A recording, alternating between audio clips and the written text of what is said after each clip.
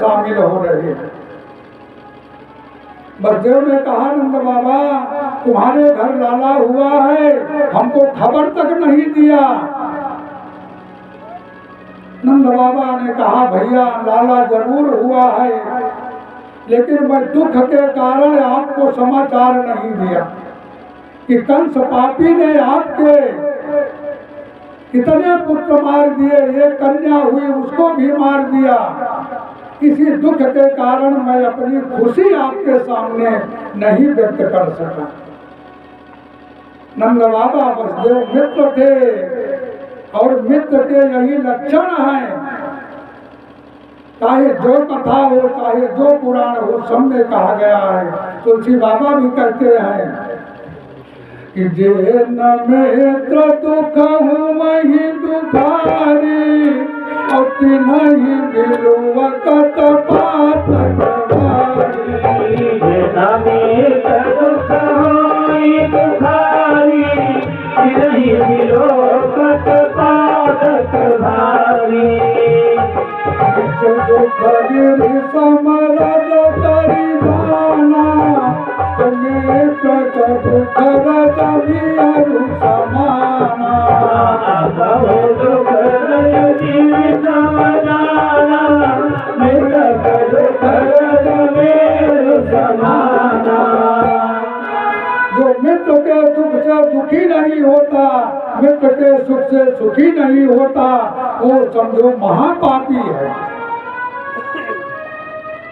चाहिए कि अगर मित्र का दुख थोड़ा सा हो तो उसको पर्वत के समान मान करके उसका निराकरण करना चाहिए, और अपना जो है बहुत भारी दुख हो उसको छोटा समझ करके मित्र की मदद करना चाहिए। यह है मित्र के लक्षण। तो बसदेव ने कहा, भैया बाबा नंद बाबा हमारी समझ में आ रहा है, हमारी ज्योतिष विद्या बता रही है कि तुम यहाँ चले आए हो, तुम्हारे गोकुल में बहुत भारी उत्पात होने वाला है। जब ही कहा बसदेव ने, नंद बाबा तुरंत वहां से दौड़ पड़े, माला घुमाते हुए, हे नारायण, हे प्रभु मेरे लाला की रक्षा करियो, मेरे लाला की रक्षा करियो। नंद बाबा गोकुल में पहुंच नहीं पाए, लेकिन मौसी जी पहले पहुंचे। भगवान की मौसी पहले पहुंच गई। मौसी क्यों कहा गया उनको? कंसेन प्रहिता घोरा पूतना बाल घातिनी, सुसुलचार निर्घंटी पुरग्राम प्रजा दिशो। गांव गांव में, नगर नगर में घूमने वाली वो बाल घातिनी पूतना कंस ने भेजा था। पूतना ने कहा कि हम जाकर के सबको मार देंगे जितने बच्चे हैं छोटे छोटे। पहले भी कंस कह चुका था कि 1 महीने के जितने बच्चे हैं सबको जाकर के मार दो। ब्राह्मणों पर अत्याचार किया गया, संतों पर किया गया। कंस जानता था कि अगर गाय पर, ब्राह्मण पर, संत पर अत्याचार होगा तब भगवान की प्रभुता दिखाई पड़ेगी, क्योंकि भगवान का वचन है, भगवान का संकल्प है कि विप्रधेनु सुर संत हित लीन मनुज अवतार, निज इच्छा निर्मित तनु माया गुण गोपाल। इसी के लिए मैं अपनी इच्छा से बार बार जो है अवतार लेता हूँ। तो पूतना आ गई, और पूतना इतना श्रृंगार किया था, आभूषणों से सुसज्जित, जो लोग उसके रूप को देखते थे साक्षात वो श्री देवी लगती थी। वो श्री देवी नहीं पिक्चर वाली, साक्षात लक्ष्मी लगती थी।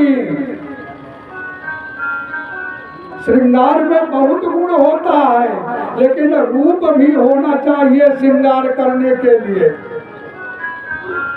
मंदिर चाहे जितना सुंदर बना दो, चाहे जितने करोड़ रुपए का लगा दो, लेकिन अगर उसमें मूर्ति नहीं रहेगी तो मंदिर बेकार लगेगा। किसी ने कहा है कि मंदिर बिना मूरत के, श्रृंगार बिना सूरत के। जो सुरते नाहिन तो पाउडर चाहे जितना पोत लियो, यह दिखाई पड़े कि आटम भाटा गिर पड़ा है। बोलो गोविंद भगवान की जय हो। लेकिन पूतना ने इतना श्रृंगार किया था कि यहाँ लक्ष्मी के समान दिखाई दे रही थी। वहाँ उत्सव हो रहा था, यशोदा मैया के ग्वालिनिया सब बधाई ले लेकर के जा रही थी और ये भी पहुंच गई।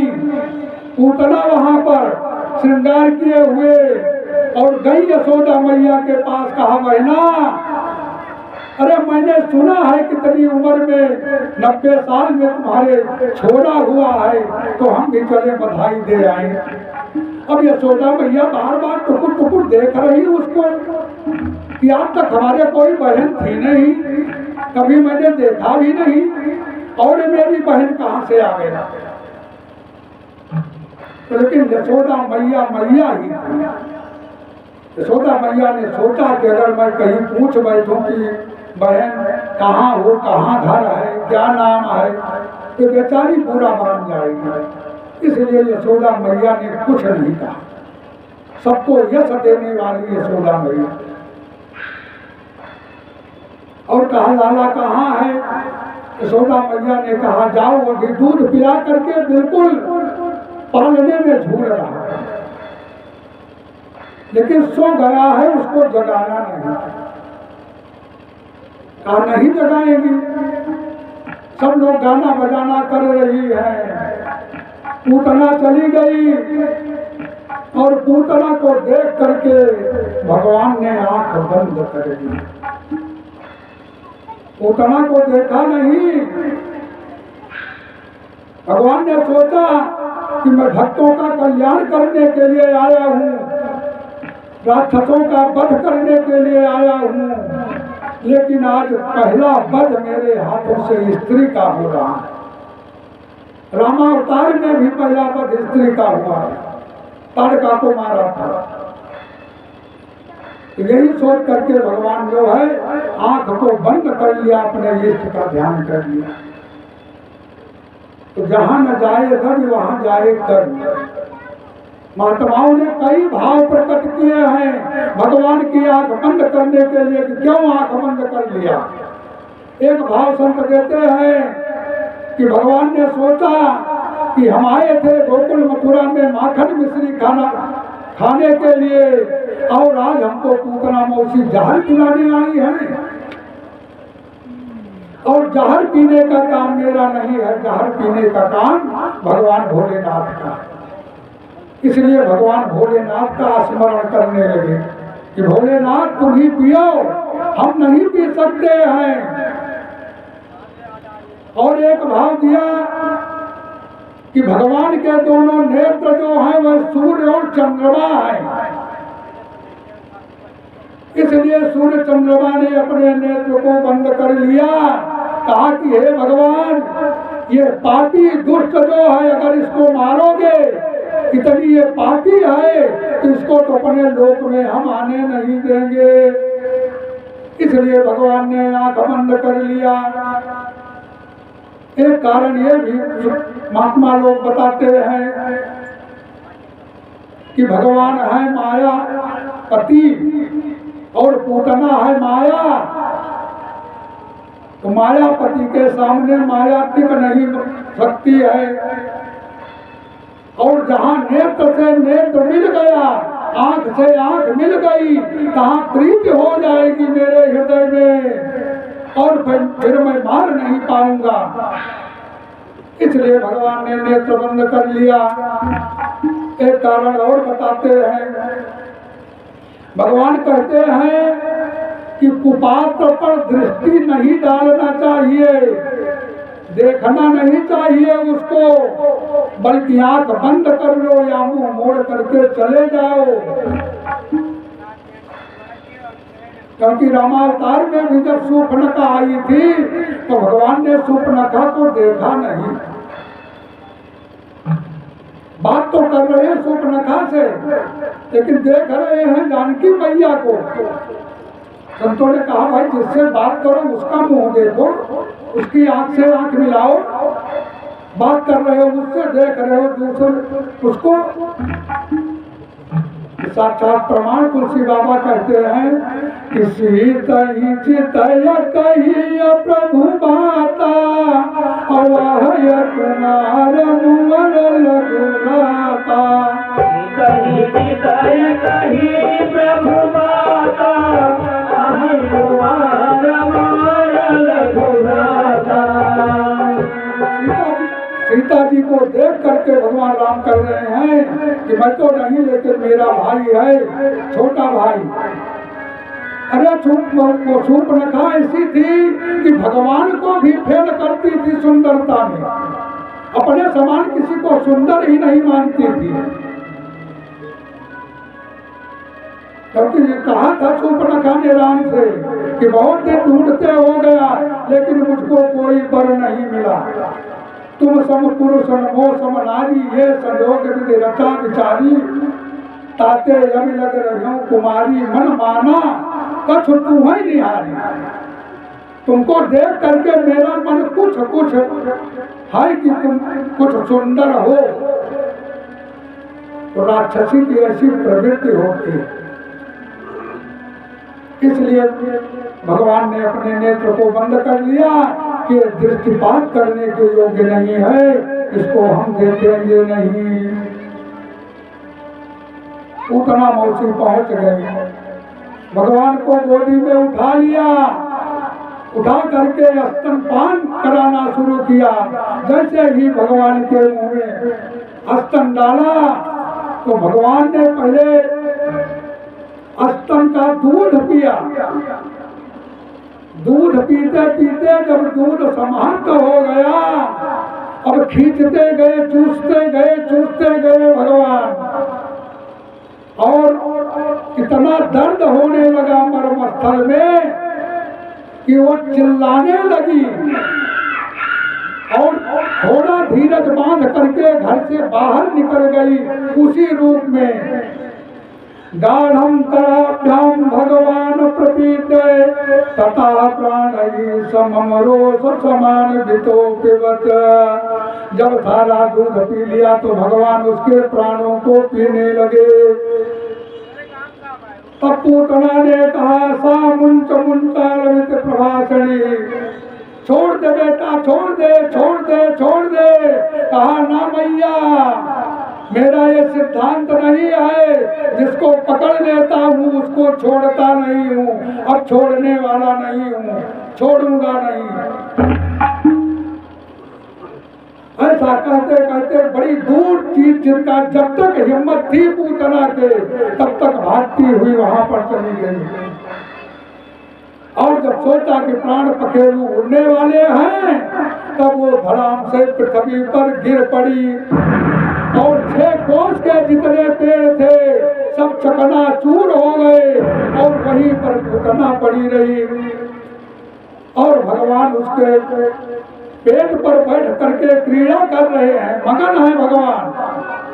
जब आवाज सुना, धड़ाम की आवाज, इतनी गर्जना हुई पेड़ों की, यशोदा मैया भाग करके गई लाला के पास, पालना के पास, कहीं मेरा लाला चौंक न जाए, डर न जाए। और जब जा करके देखा तो पालना सोना पाया। चिल्लाने लगी यशोदा मैया, सारे ग्वाल बाल लोग दौड़े चले आए। वही भी डर गए कि नंद बाबा इसकी सुरक्षा के लिए छोड़ करके गए हैं, और सुरक्षा नहीं हो पाई, लाला चला गया। सब लोगों ने जा करके देखना शुरू किया, तो लाला पूतना के पेट पर बैठ करके क्रीड़ा कर रहे हैं। किसी तरह से उनको नीचे उतारा गया, यशोदा मैया की गोदी में दिया, माता ने दूध पिलाया। दूध जब पीने लगे तब जी में जी आया। और कभी भगवान को झाड़ा जाता था, कोई नजर टोना टटका होता था तो गाय की पूंछ से ही झाड़ा जाता था। और भगवान को गोबर में, गोमूत्र में स्नान करके गाय की चरण रज को भगवान के शरीर में लेप किया जाता था। और भगवान प्रसन्न होते थे कि मेरे ही नाम से मुझे झाड़ा जा रहा है, लेकिन किसी को क्या पता। तो वही किया यशोदा मैया ने कि गोमूत्रेण स्नापयित्वा पुनर्गोरज सभार्करम्, गोमूत्र से स्नान कराया, गोबर से, उसके बाद गाय के चरण की धूल को लपेटा भगवान के शरीर में। इंद्राणी हृषिकेशा प्राणान नारायणो वतो श्वेत दीप पतिश्चित्तम् मनो योगेश्वरो तवाः। और गाय के पूंछ से अगर भगवान नारायण का नाम लेकर के झाड़ दिया जाए तो नजर टोना भाग जाता है। अभी तड़े में नंद बाबा पहुंच गए, सब ग्वाल बाल लोग बाबा के पास दौड़े, कहा बाबा तुम्हें जाते देर नहीं हुई कि यहाँ पूतना आ गई और लाला को लेकर के भगी, और लेकर के भगी, पता नहीं कैसे धड़ाम से पृथ्वी पर गिर पड़ी, ठोकर लग गई। लेकिन तर्क वितर्क करने वाले हर युग में रहते हैं। तो कहा तुम मूर्ख हो, अगर ठोकर लग करके गिरती तो मुंह के बल गिरती, उसका मुंह तो ऊपर है, ठोकर नहीं लगी। कहा फिर कैसे मरी? तो कहा नंद बाबा ने कि मेरे केवल भजन का प्रभाव है। जब मैं वहां से चलने लगा तो भगवान नारायण को भजता हुआ चला कि हे नारायण मेरे छोरा की रक्षा कीजिए, मेरे छोरा की रक्षा कीजिए। तो वही मेरे नारायण जो है इसको मारे, इसका वध किया। कहा बाबा ठीक हुआ जो हुआ, लेकिन आप ये बताओ कि रास्ता तो सब जाम है, बैरियर लग गया है, क्या करें अब? जा नहीं सकते, 6 कोस कुछ होता है। तो नंद बाबा ने कहा इसके हाथ पांव कुल्हाड़ी ला करके सब काट दो, टुकड़े बना लो, टुकड़ा बना करके एक जगह रख दो, और जितने पेड़ गिरे हुए हैं पेड़ों को काट काट करके ले आकर के इसी के ऊपर रख करके और जला दो। सब लोगों ने वैसा किया, ले आकर के जला दिया। और उसके जलने से जो धुआं उठा, इतनी सुगंध आ रही थी उसमें। सुखदेव जी परीक्षित से कहते हैं कि ये परीक्षित तो इतनी सुगंध आ रही थी कि सारी दिशाएं गूंज गई थी सुगंध से। तो परीक्षित ने कहा कि महाराज ऐसी पापनी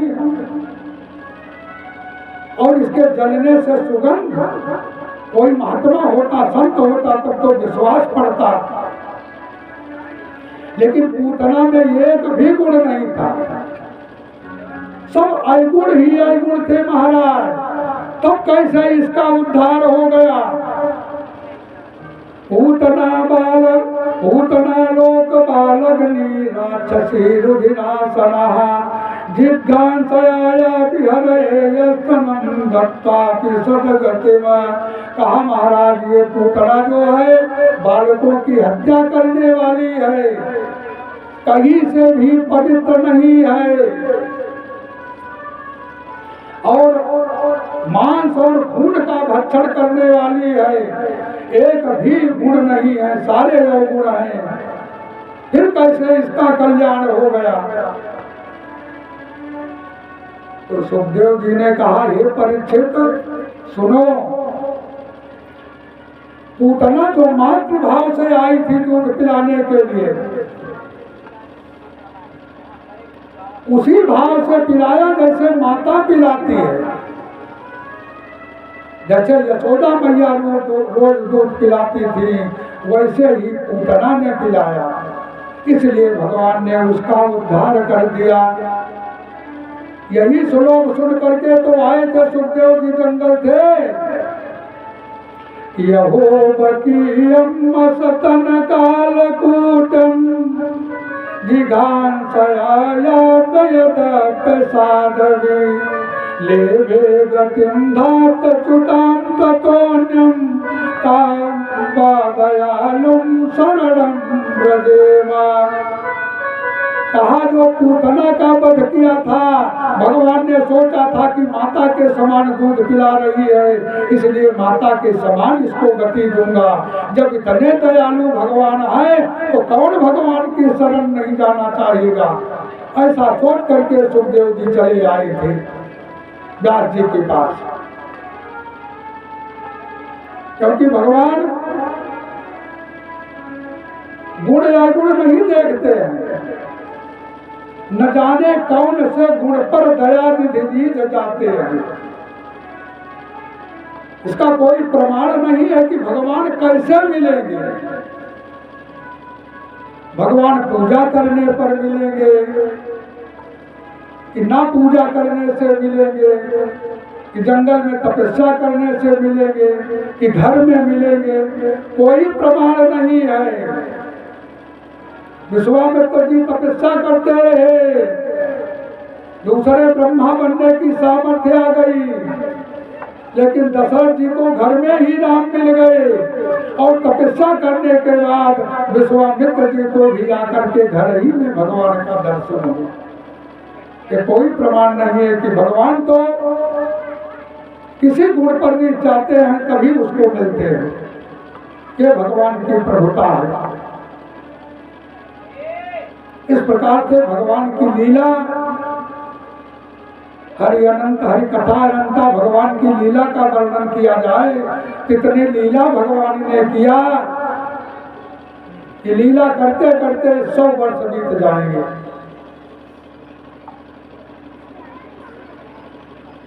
अब एक दिन भगवान की लीला चल रही है, धीरे धीरे थोड़ी ही लीला का वर्णन हो पाएगा। एक दिन लाला को नहला धुला करके तेल काजल लगा करके माता जी ने लिटा दिया पालने में और काम करने लगी, तो देखा कि भगवान ने अपने आप करवट बदल लिया। माता यशोदा प्रसन्न हो गई, खुश हो गई कि मेरा लाला आज अपने आप करवट बदलने लगा। बड़ी प्रसन्नता हुई। नहीं बड़बने के दारो छींकी दिए तू आशीर्वाद है आ जाए, छोटे के छींक दिए तो मार बैठे बाका भाग्य छींक दिए। तो आज लाला करवट बदल लिए, इसलिए यशोदा मैया बड़ी प्रसन्न हुई। तो नाई को भेज दिया, जाओ पूरे नगर में बता दो कि आज मेरे लाला ने करवट बदल लिया। जैसे सुना सारी गोप ग्वालियां सभा करके इकट्ठा होने लगी और लाला आंगन में सोए हुए थे, पालने में सब आकर के गीत गाना गाने लगी। और जब यशोदा मैया ने कहा बहन शांति रहो, चुप रहो,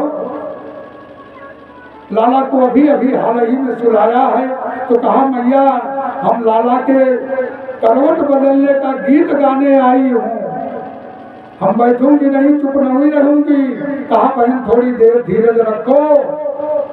तो सारा सामान अटका मटकी आंगन का जितना था, दही का गोरस का सब मटका मटकी ले जाकर के बाहर एक बैलगाड़ी थी उसी पर जाकर के रख दिया और कहा लाला जाग जाएगा, कुछ देर सोएगा तो ले जाकर के लाला का पालना उसी बैलगाड़ी के नीचे टांग दिया यशोदा मैया ने। अब भगवान सोचने लगे कि हमसे ऊपर भी कोई रहेगा, हमको नीचे सबको ऊपर, संसारियों को ये भगवान से बर्दाश्त नहीं है। और उधर लाला के करवट बदलने का सब गीत गा रही हैं सखियां। जब सखियां गा रही हैं तो हमारे ठाकुर साहब भी गीत गाएंगे उसी यादगारी में। अब सखियां गीत गा रही हैं भगवान के करवट बदलने में, तो ये भी गीत गाएंगे। बोलो वृंदावन बिहारी लाल की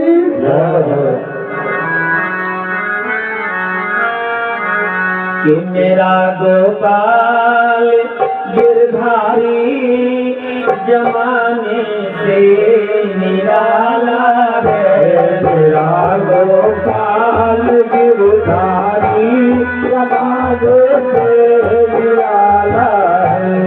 नीला है रसीला है, न गोरा है न काला है। रंगीला है रसीला है, न गोरा है न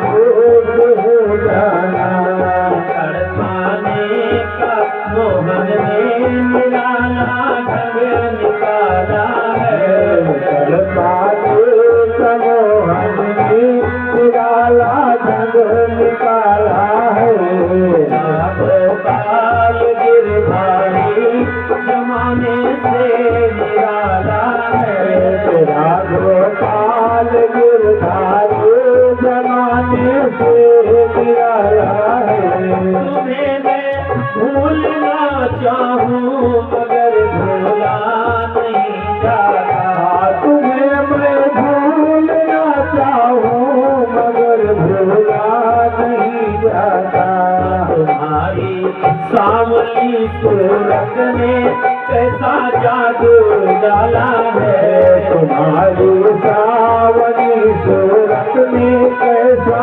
जादू डाला है गोपाल गिरधारी जमाने से निराला है मेरा गोपाल गिरधारी जमाने से निराला है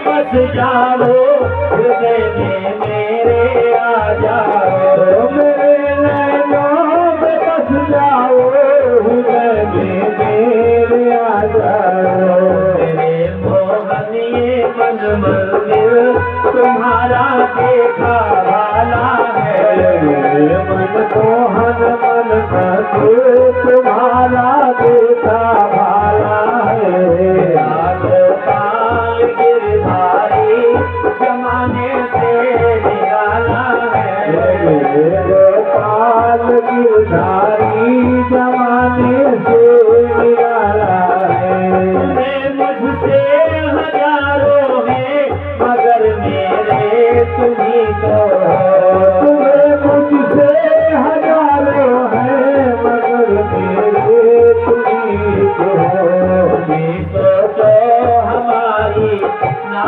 कोई भी सुनने वाला है सोचो हमारी ना कोई भी सुनने वाला है गोपाल गिरधारी जमाने से निराला है गोपाल गिरधारी जमाने से निराला है रसीला है रसीला न गोरा है ना काला है रसीला है रसीला है न गोरा है न काला है गोपाल गिरधारी जमाने से निराला है गोपाल गिरधारी जमाने से निराला है गोपाल गिरधारी जमाने से निराला जमाने से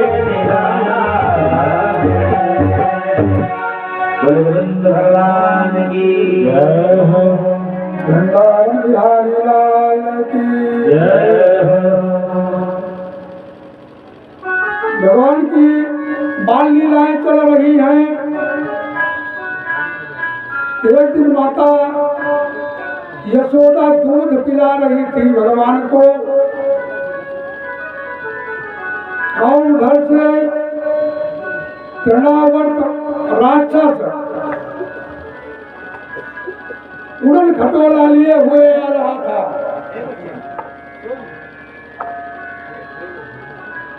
तो भगवान कन्हैया दूध पीते पीते देखा कि मामा की उड़न खटोला लेकर के आ रहे हैं।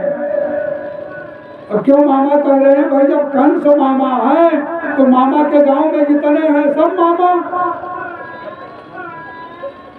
तो कहा मामा जी आ रहे हैं उड़न खटोला लेकर के, और मैया हमको नीचे उतारेंगी नहीं, गोद से दूध पिला रही हैं।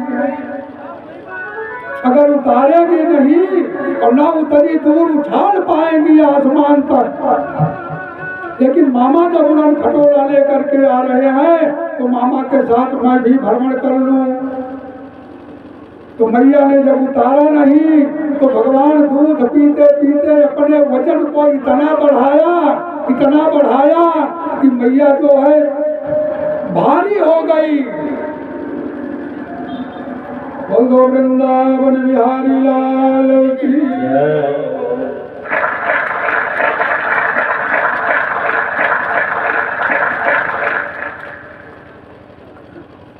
सीताराम सीताराम सीताराम जय सीताराम सीताराम सीताराम सीताराम जय सीताराम सीताराम सीताराम सीताराम जय सीताराम सीताराम सीताराम सियाराम जय सीताराम सीताराम सीताराम सीताराम जय सीताराम सीताराम सीताराम सियाराम जय सीताराम सीताराम जय सीताराम सीताराम जय सीताराम सीताराम सीताराम सीताराम जय सीताराम बोलो वृंदावन बिहारी लाल की जय हो।